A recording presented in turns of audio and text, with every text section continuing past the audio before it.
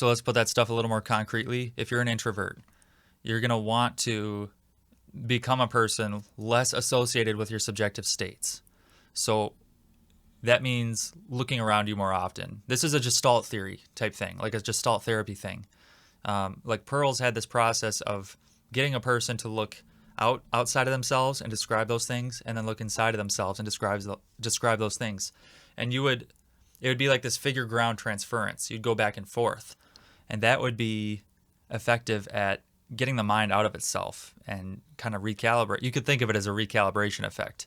I understand that psychologists wouldn't think about it or talk about it in this way.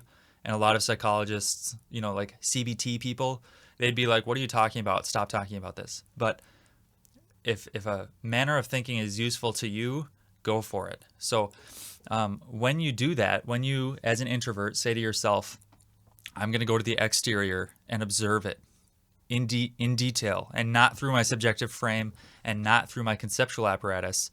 When you get to that originary looking, it puts the theoretic in a more evaluative background place instead, and then that theoretical thinking actually operates more effectively there.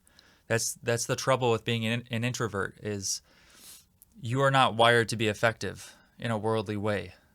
And it's not until you do this sort of transference and bring your personality into balance that you're going to be operating in a way that's effective at all. You as an introvert, you might find that most of the day the world is covered over like this. You almost don't even see the world. From the moment you wake, you're concerned about the state of your emotional tenor. Like there's a concrete personality situate that you find yourself in, and you feel yourself as a problem, and you feel yourself as something to be solved, and that is your only concern, is to resolve your inner turmoil and the sense of tightness that you carry within yourself.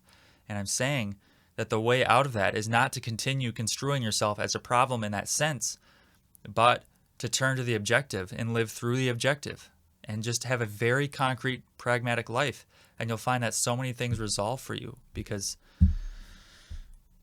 everything you think about yourself is only a thought. It's a momentary thought. There's a seed down there that's true, but it's a very basic, small idea, which you elaborate on excessively, and then you believe yourself to be in irresolvable tightness. And so that's all I mean for introverts, is if you just go to the outside, you're going to dissolve a lot of the painful things in your life.